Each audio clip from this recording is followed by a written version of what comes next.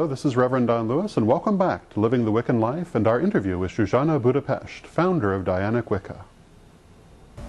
So then I went to another place that was actually owned by women, and there we developed the Susan B. Anthony Coven #1 even more, and I started getting into initiations more and even hiving out groups because we got too big. And the reason I wanted this to be named Susan B. Anthony Coven #1, there are two reasons, but one of them was I wanted everybody to get it, that this has a feminist bent. This is not la-di-da, we're not doing hoo-ha in front of statues, we're not getting off on some ancient tradition. We are making the tradition, we are creating the new mythology, but we know about the old stuff. And then after 3 years there, we returned to the old Covenstead where we were arrested again. All right. And so it was, you know, to keep doing it, you had to be there. I had to explain every time. And I did everything for 3 years. Then after 3 years, something happened. The goddess broke my leg. I mean, just the foot.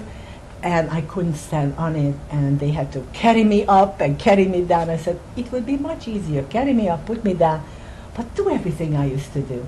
So they started stepping in my shoes because I could not stand up, and it was what it was. First it was a little limpy, then it got a little better, and then they started internalizing it. It wasn't easy to ask American women, even feminists, to step into the mythological shoes of the ancient women who carried a spiritual authority.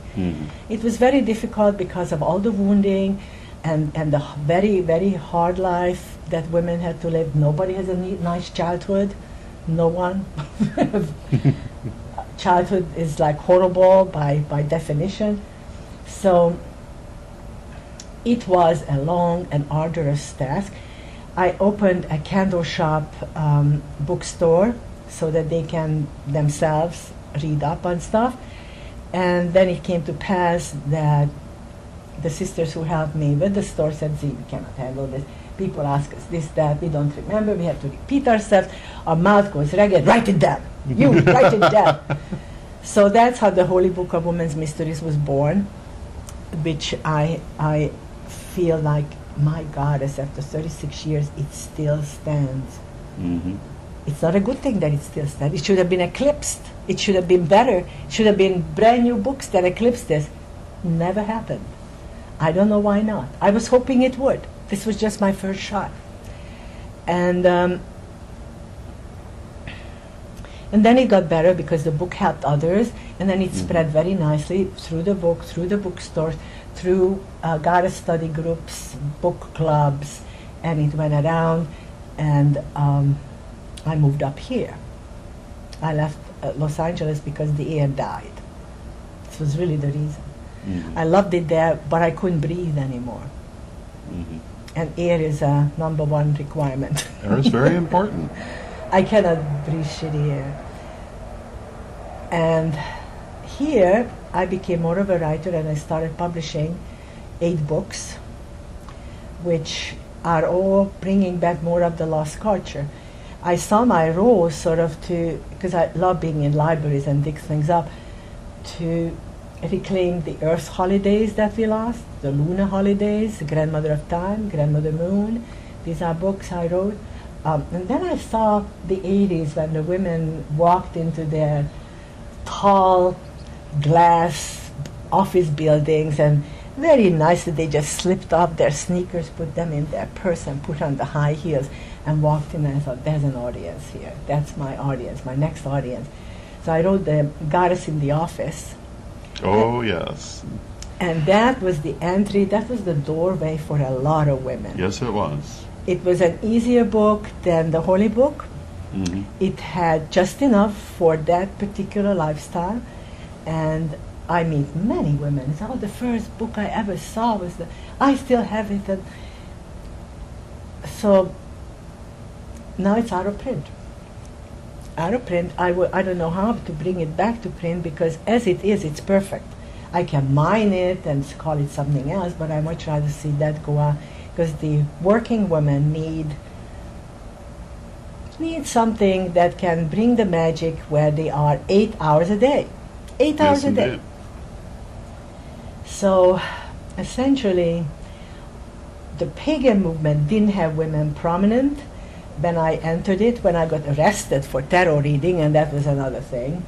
In 1974, I was set up by a policewoman. Big story, it's in the Grandmother of Time. Funny story, as my tragedies are always funny later on. And then that fight started up, and I got a lot of help, pro bono lawyers. It took us 9 years, but we defeated the law. And the law was that it was inherently fraudulent to read tarot cards to anyone, unite friends, find water or anything, get lovers for people, anything. Oh, and then there was something called Oriental magic, which I still don't know to this day what that is. It was a big fat paragraph. It was called 4330, and it was all fraudulent, bunco law. Now, in my case, there was no ripped-off person. Nobody was complaining. And the policewoman I read cards to, poor thing, she didn't want to testify against me because by the time we got to the court, everything I told her came to pass. Everything. And I got some pretty particular things, like her mother will move to Florida. I mean, where did I get there? I don't know, but it happened. And that her daughter will go with grandma and go to school there. And all these specifics, I don't know. Something came in my head. Anyway, I lost, and I was found guilty. And I did the Susan B. Anthony. I said, I'm not going to pay any fine, and I'm not going to go to jail, because this is an inherently fraudulent law. It was created against roving bands of gypsies in the time of the gold rush. And this is the feminist movement. It's a new dawn, and it has nothing to do with women's spirituality, and I want the right to prophesize. I think a woman opening and closing her mouth, emitting words, is First Amendment, and the only reason they are down on us is because we are feminists. Well, it wasn't quite true. They were down on all psychics in alphabetical order. I was just Z. Then I met an astrologist who was in the same boat. She was busted, and her name was Zelda. It was an 80-some-year-old woman who wrote 29 books about astrology. And she said, oh, Z, why don't you just give them the $100 and go back? It's a revolving door. They do this every year. When Z comes up, I know it. Here's $100, and they back to work. I said, because it's not dignified. I am not going to say I'm guilty of something that is my human right. And as a woman, I claim this right. I know this has not been fought for by the suffragists. It's not exactly as big as the vote. But to counsel each other by any means possible is a woman's right. And there is a lot of sexism involved here in persecuting us. So I won after 9 years. 9 years. It's no longer under law. And that's a wonderful thing. Everybody can read tarot. Rose Bird struck it down. She was on the Supreme Court, Rose Bird in California. She took a look at this law and said, oh, this is nonsense, and tossed it. Took her 3 minutes maybe. And that felt good, but by that time I was not reading cards as often. It comes and goes. You get a passion for prophecy, and then you overuse it, and you just, you start looking at the cards, even what tomorrow is going to look like. And I said, no, you live it, it unfolds, you deal with it, you thank for it, you go to sleep. That's what life is like.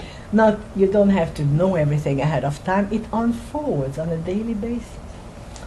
So I got a little less dependent on this great, deep spiritual entertainment.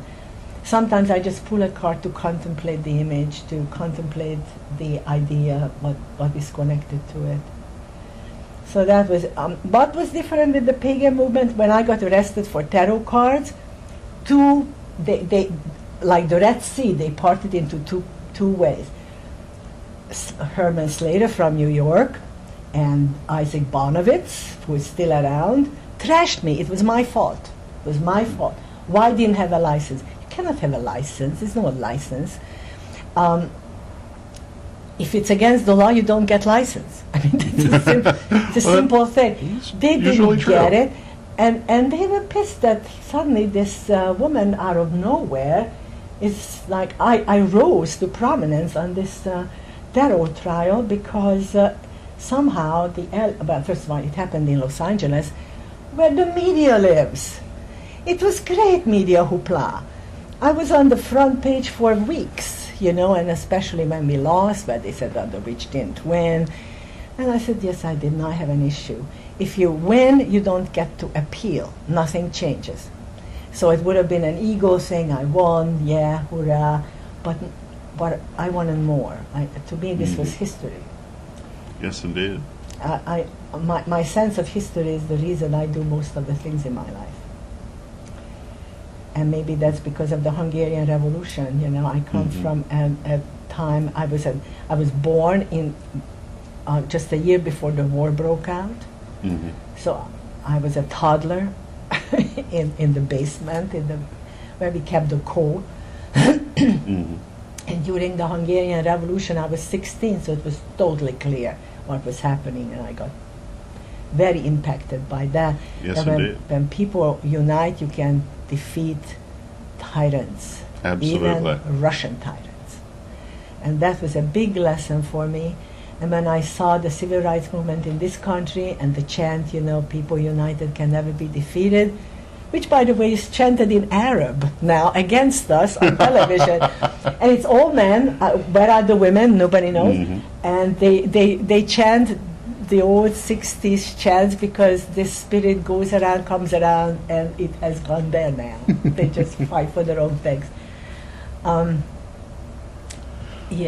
if people would like to learn more about you or contact you, could you tell us your website? It's www.zbudapest.com, and please come there. I have a list. Then you can sign up. That's for free.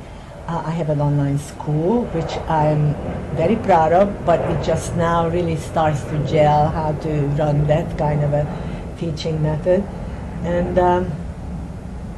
And call your bookstores about my books and make them carry it, because they like to forget about the West Coast. West Coast writers get far less attention in publishing than the East Coasters.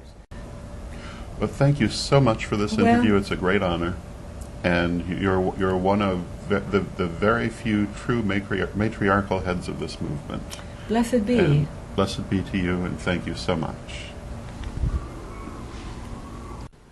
I hope that you enjoyed this episode and that you'll join us again for more of Living the Wiccan Life. Until then, may you blessed be.